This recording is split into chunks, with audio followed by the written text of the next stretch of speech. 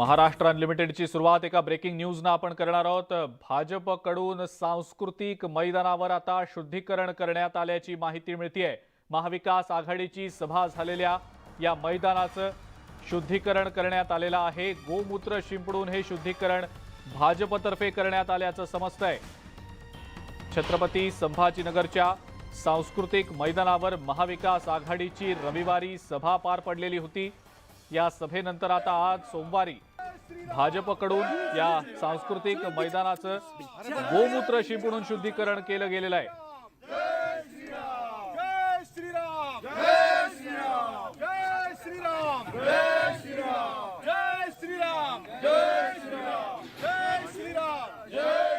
अधिक माहिती या संदर्भातली आपण जाणून घेणार आहोत। छत्रपती संभाजीनगरचे आपले प्रतिनिधी सिद्धार्थ गोदाम सध्या आपल्या सोबत आहेत। सिद्धार्थ, भाजपकडून सांस्कृतिक मैदानावर गोमूत्र शिंपडून शुद्धीकरण करण्यात आल्याचा प्रकार घडलाय, काय सांगता येईल याबद्दल? निश्चितपणे आपण बघतोय की ज्या सांस्कृतिक मैदानावर महाविकास आघाडीची सभा झाली त्याचं स्टेज सुद्धा अजून काढलेलं नाही, आपण बघू शकतो। मात्र त्या ठिकाणी जाऊन भाजपच्या कार्यकर्त्यांनी गोमूत्र शिंपडून ते मंदिर जे मैदान आहे ते पवित्र केल्याचा दावा केला।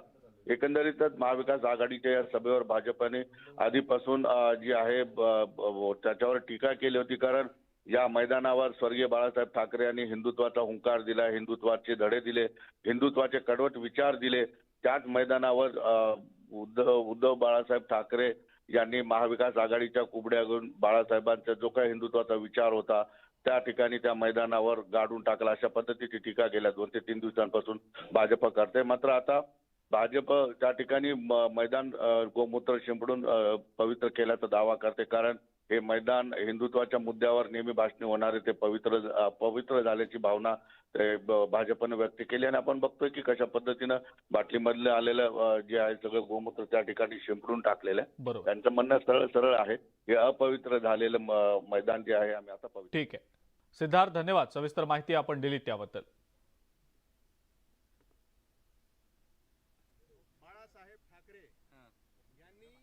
या ठिकाणी सभा अनेकदा घेतली। छत्रपती संभाजीनगर मध्ये शिवसेना प्रमुखांनी आयुष्यभराकरता आम्हाला शिकवण दिलेली आहे की राष्ट्रवादी आणि काँग्रेस बरोबर आपल्याला लढायचंय, राष्ट्रवादी आणि काँग्रेसला आपल्याला गाडायचंय।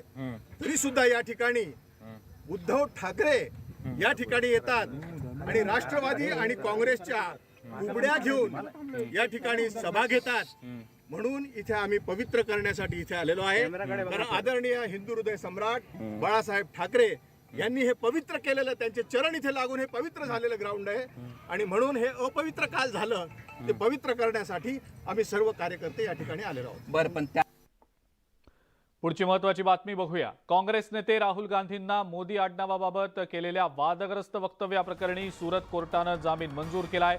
आता पुढची सुनावणी 13 एप्रिलला होणार आहे। राहुल गांधींनी सुरत कोर्टात मोदी आडनावावरनं केलेल्या त्यांना झालेल्या शिक्षेच्या विरोधात सोमवारी सुरत सत्र न्यायालयात याचिका दाखल करण्यात आलेली होती, ज्यामध्ये राहुल गांधींच्या वतीनं 2 अर्ज दाखल करण्यात आले होते। पहिला अर्ज हा शिक्षेला स्थगितीसाठीचा होता, हा नियमित जामीन अर्ज आहे, तर दुसरा अर्ज हा शिक्षेच्या स्थगितीसाठीचा होता। राहुल गांधींचा पहिला अर्ज कोर्टानं मंजूर केलाय। आता पुढची सुनावणी 13 एप्रिलला होणार आहे।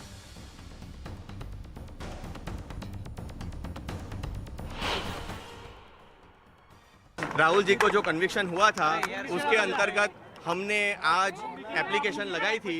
उसमें bail application, stay for sentencing, जो सजा हुई है उसका स्टे, और कन्विक्शन का स्टे, ऐसी एप्लीकेशंस लगाई थी। आज कोर्ट ने राहुल जी को बेल ग्रांट की है और जो सेंटेंसिंग है, जो सजा है, उसको स्टे किया है, और जो कन्विक्शन का स्टे की जो एप्लीकेशन है उसको सुनने के लिए 13 अप्रैल की तारीख दी है। राहुल गांधी 13 को नहीं आएंगे क्योंकि सिर्फ एडवोकेट्स दलील करेंगे, तो उनकी कोई जरूरत नहीं है, तो राहुल जी नहीं आएंगे। शिवसेना उद्धव बाळासाहेब ठाकरे पक्षाच्या उपनेत्या सुषमा अंधारे शिवसेनेचे आमदार संजय शिरसाट यांच्या विरोधात अब्रू नुकसानीचा दावा दाखल करतायत। पुण्यातल्या कोर्टात सुषमा अंधारेंनी संजय शिरसाट यांच्यावर केवळ 3 रुपयांचा अब्रू नुकसानीचा दावा ठोकलाय, तर महिला आयोगाच्या अहवालाची दखल पोलिसांनी घेतलेली नाही, असं सुषमा अंधारे यांनी म्हटलंय। अब्रू नुकसानीचा दावा 2 पद्धतीने सिव्हिल आणि 204 चा प्रायव्हेट क्रिमिनल अशा 2 प्रकारचे दावे मी दाखल करत आहे. अब्रू नुकसानीचा दावा दाखल करताना मी हा दावा तब्बल 3 रुपयांचा दावा मी शिरसाट यांच्यावर दाखल करत आहे. या महिलेला या अशा सर्व प्रकार करण्याची सवय आहे. त्यांनी कोणतेही माझ्यावर काय खटले दाखल करायचे करावे, ते मी त्यांच्याबद्दलचं वक्तव्य यापुढे मला करायचं नाही. ते वारंवार मला ते करायसाठी मजबूर करतायत. मला नाही बोलायचं त्यांच्याबद्दल. इतकी आदर्श आमची ताई, तिच्याबद्दल मी कशाला बोलत तरी आता बस झालं, मला काय बोलायचं त्यांच्याबद्दल. म्हणून ताईने त्यांचं काम करावं, मी माझं काम करेन. यापुढे सुषमा अंधारे हा विषय माझ्यासाठी संपलेला आहे. माझ्या विरोधात किती गुन्हे टाकायचे टाका. अशा अनेक प्रकरणं माझ्याकडे आहेत. आता एकाने मला पाठवलं म्हणून मी हे तुम्हाला दाखवतो. मी काय आणायला गेलो नाही कुठं. आणि जर तुम्हाला अशा वेळेला तुमची जात आठवत असेल तर समाजाचं थोडंसं तरी भान ठेवा. बाबासाहेब आंबेडकरच्या घटना मानणाऱ्यापैकी जर तुम्ही असाल तर तुम्ही या गोष्टीचं भान ठेवलं पाहिजे. चुकीचे आरोप करून माणसाला प्रसिद्धी मिळू शकते, परंतु त्याच्यामुळे जर एखाद्याचं आयुष्य खराब होत असेल किंवा त्याच्या आयुष्यावर डाग बसत असेल तर हे योग्य नाही. एवढंच मला सांगायचंय. पुढची एक ब्रेकिंग न्यूज आता आपण बघणार आहोत. शंकरराव गडाख यांच्या मंत्रिपदासाठी उद्धव ठाकरेंनी खोके घेतले असा आरोप शिवसेनेचे आमदार संजय शिरसाट यांनी केलेला आहे.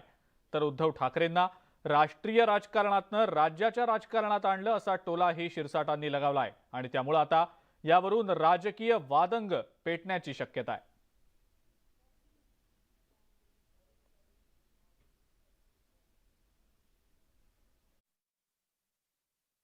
चिठ्ठी देतो त्याच्यावर ते भाषण करताय. हे करायला त्यांना वेळ मिळाला. खोके घेणाऱ्यांनी दुसऱ्यांना नावं ठेवू नये हे तेवढं सत्य. आता आमची लिमिट संपलेली. पहिले काही काळ आम्ही जे काही वागत होतो की आम्हाला कधीही यांच्या विरोधात बोलायचं नाही, एक संयमाची भूमिका आम्ही ठेवली होती. पण प्रत्येक सभेमध्ये जर आमचे जर तुम्ही कातडी सोलायचा प्रयत्न करत असाल तर त्याला उत्तर हे द्यावं लागेल. आज मी सकाळी जे काही बोललो होतो गडाखांबद्दल, त्याचं ना सभेमध्ये त्यांनी उत्तर दिलं ना गडाखान त्याचं उत्तर दिलं. काँग्रेस आणि राष्ट्रवादी काँग्रेसमध्ये मुख्यमंत्री उपमुख्यमंत्री राहिलेले दिग्गज नेते त्यांनी रिक्षावाल्याच्या हाताखाली काम करायचं का असा प्रश्न तेव्हा आपल्याला पडलेला होता, असा धक्कादायक दावा खासदार अरविंद सावंत यांनी केलाय. मुख्यमंत्री पदासाठी शरद पवारांनीच उद्धव ठाकरेंना गळ घातल्याचं सावंत यांनी नमूद केलं.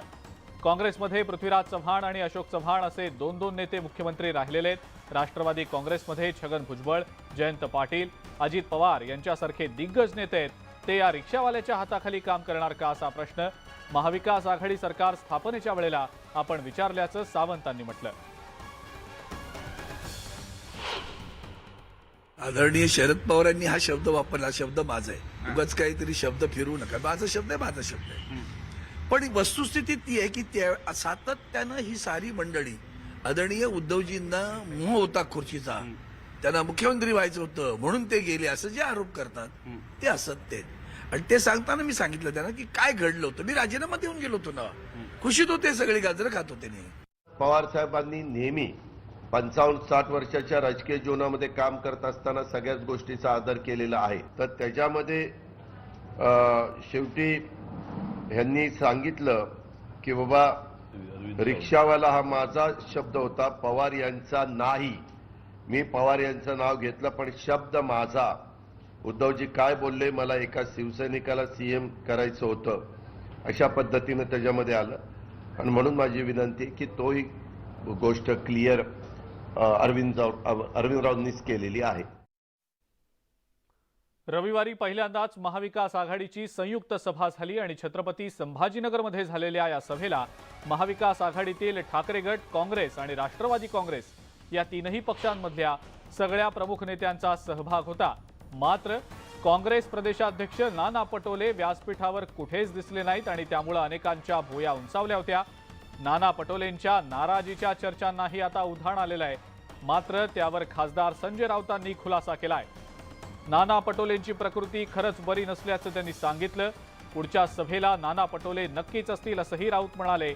मात्र रविवारच्या महाविकास आघाडीच्या सभेला प्रकृती अस्वास्थ्याचं कारण देऊन गैरहजर राहिलेले नाना पटोले आज मात्र गुजरातमध्ये राहुल गांधींसमवेत दिसणार असल्याचंही समजतंय. नाना पटोले काल उपस्थित नव्हते खरं आहे, पण नाना पटोले यांची प्रकृती बरी आहे. आपण त्यांना आता जरी फोन केला तर त्यांच्या आवाजावरून तुम्हाला कळेल की त्यांची प्रकृती बरी नाही. त्यांनी येण्याच्या तयारीमध्ये होते ते, पण ते मुंबईतल्या निवासस्थानी काल दिवसभर झोपूनच होते त्यांच्या प्रकृतीमुळे. मी माहिती घेतली तेव्हा त्यांच्याशी बोलताना जाणवलं की ते आजारी आहेत. प्रत्येक सभेला सगळेच तिथं उपस्थित असतील असं नाही, कारण एक धोरण तिथं स्वीकारलं गेलेलं आहे की प्रत्येक पक्षाचे साधारण 2-2च नेते बोलतील.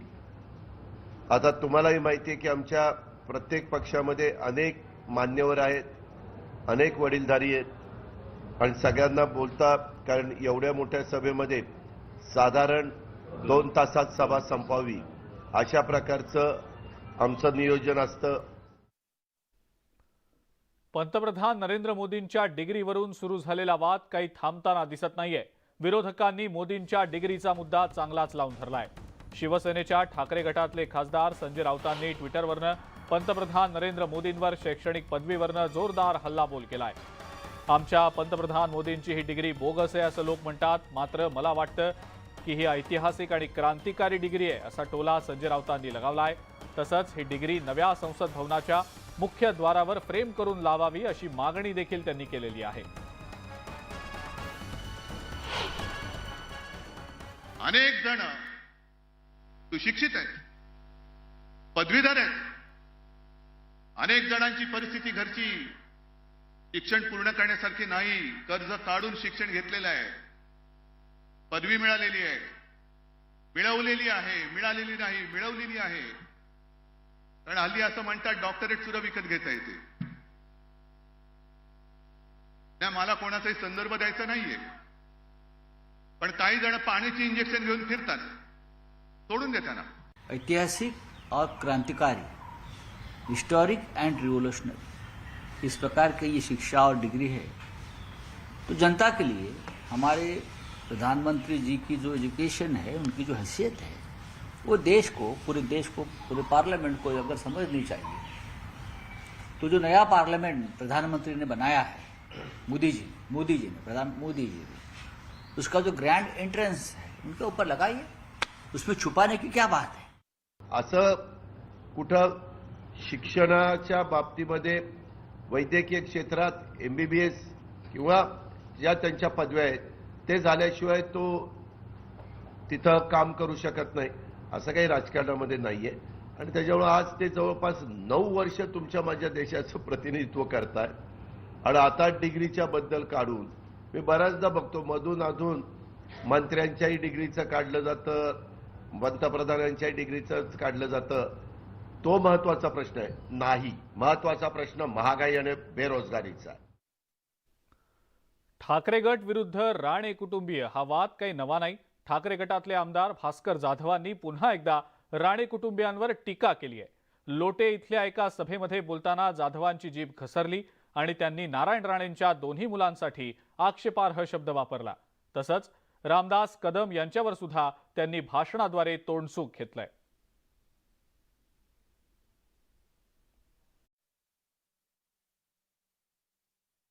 त्याकडे दोन पोरांनी त्यांनी बापसाला संपवला आणि ह्या येड्या राजाने आपल्या पोरांना संपवला. मुंबईच्या माहीममध्ये न्यूज 18 लोकमतच्या बातमीचा इम्पॅक्ट पाहायला मिळालाय. माहीम किल्ल्यावरील 100% झोपडपट्ट्या हटवण्यात आलेल्या आहेत आणि त्यामुळे आता माहीम किल्ला मोकळा श्वास घेतोय. माहीम किल्ल्याची दयनीय अवस्था झालेली होती आणि त्यामुळे या माहीम किल्ल्याचं जतन करण्याचा निर्णय घेतला गेलाय. या सगळ्याचा आढावा घेतला आमचा प्रतिनिधी विशाल पाटील यानं. आपल्यासोबत पुरातत्व विभागाचे संचालक तेजस गर्गेजी आहेत. गर्गे सर, खरं तर साधारणतः आपण 1.5 वर्षापूर्वीच याच ठिकाणावरून किल्ल्याची माहिती घेतली होती आणि न्यूज 18 लोकमतनं सगळा हा सविस्तर रिपोर्ट बनवला होता. आजची स्थिती जर आपण माहीम किल्ल्याची जर पाहायला गेलं तर किल्ल्याचे अवशेष आज दिसू लागलेले आहेत. 100% जे अतिक्रमण झालं होतं ते हटवण्यात आलेलं आहे. सर्वप्रथम मी इथं मुंबई महापालिकेचे आभार मानू इच्छितो की आज त्यांच्या अशक्यप्राय प्रयत्नांमुळे माहीमच्या किल्ल्यांनी मोकळा श्वास घेतलाय. आणि मी तर खरं म्हणेन हे सगळ्यात सरकारी यंत्रणांच्या समन्वयाचं यश आहे आणि सरकारी यंत्रणांबरोबरच एक पॉलिटिकल विल आपल्याला इथं बघायला मिळाली. त्याचबरोबर नागरिकांचंही आपल्याला याच्यात सहकार्य मिळालं, सहभाग मिळाला आणि आता त्यांना पुनर्स्थापित करून हा माहीम किल्ल्याचा श्वास आता मोकळा झाला आहे. खरं तर आता किल्ला मोकळा श्वास घेऊ लागलेला आहे. कशा पद्धतीनं आता तुम्ही त्या ठिकाणी काम करणार आहात? कारण का आपल्याला माहिती आहे जून नंतर पावसाळा चालू होईल, अवघे 2-3 महिने उरलेले आहेत. काय नेमक्या उपाययोजना त्या ठिकाणी केल्या जाणार आहेत? पुढचा प्लॅन तुमचा काय असणार आहे? सर्वप्रथम पुरातत्व विभाग एका वास्तुविशारदाची नेमणूक याच्यावरती करणार आणि या वास्तुविशारदाकडून आपण संपूर्ण याच्या संवर्धनाचा आराखडा तयार करून घेणार. यात सगळ्यात पहिली गोष्ट म्हणजे डॅमेज मॅपिंग. आतापर्यंत असलेल्या वस्तीमुळे, एन्क्रोचमेंटमुळे नक्की किल्ल्याच्या अवशेषांना काय धक्का पोहोचलाय याचा शास्त्रशुद्ध अभ्यास आपण करणार आणि हा सगळा डॅमेज आपल्याला कसा काढून तो किल्ला पूर्ववत करता येईल ह्या दृष्टीने आपण एक एस्टिमेट तयार करून नंतर टेंडर फ्लोट करून याच्या संवर्धनाचं काम आपण हाती घेणार. Video journalist Sachin कुबडेसह Vishal Patil, news 18 Lokmat, Mumbai. आणि यानंतरची एक ब्रेकिंग न्यूज आपण बघणार आहोत. बातमी छत्रपती संभाजीनगर मधली आहे. भावी डॉक्टर तरुणीला भरधाव पाण्याच्या टँकरनं चिरडल्याचा हा प्रकार घडलेला आहे. वैद्यकीय अभ्यासक्रमाच्या 3ऱ्या वर्षात ही तरुणी शिकत होती. वडिलांसह दुचाकीवरून रुग्णालयात जात असताना बाबा पेट्रोल पंपजवळ हा अपघात झालाय. दीक्षा काळे असं मृत तरुणीचं नाव आहे. क्रांती चौक पोलीस ठाण्यामध्ये आता गुन्हा दाखल करण्याची प्रक्रिया सुरू असल्याचं समजतंय. एका टँकरनं या तरुणीला चिरडलेला आहे. या दुर्दैवी घटनेमध्ये या वैद्यकीय शिक्षण घेत असलेल्या तरुणीचा मृत्यू झालेला आहे.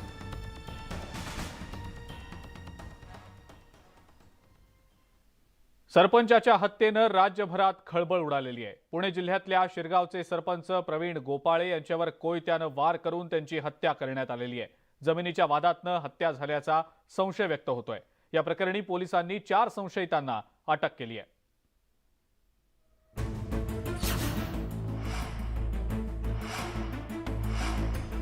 हल्लेखोरांनी सरपंच प्रवीण गोपाळे यांच्यावर भर रस्त्यात भीषण हल्ला केला. सीसीटीव्ही फुटेजमधून सगळं समोर आलंय आणि ही दृश्य पाहून तुमचा थरकाप उडेल. प्रवीण गोपाळे साईबाबांच्या मंदिरासमोरच्या रस्त्यावर एका व्यक्तीशी बोलत होते. त्यावेळी दुचाकीवरून 2 जण आले आणि युटर्न घेऊन त्यांच्या बाजूनच माघारी गेले. नंतर 2च मिनिटांनी दुचाकीवरून 3 जण येऊन पुढे निघून गेले. पण 2 मिनिटात माघारी येऊन त्यांनी गोपाळ्यांच्या डोक्यावर कोयत्यानं वार केले.